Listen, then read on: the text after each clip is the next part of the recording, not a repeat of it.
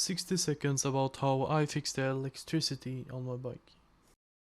I turned on the ignition on the bike and pressed the start button, and nothing happened. Oh no. So I tried again, turned it off and back on, but nothing happened and the display was still not working. Just blinking. It got me thinking about the problems and causes. My first thought was that the fuses are the cause, so I started and checking them all. But no one was broken.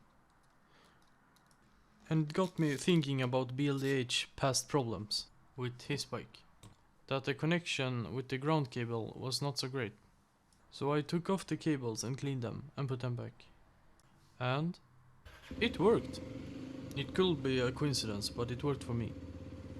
Now I'm happy and cooking my burgers.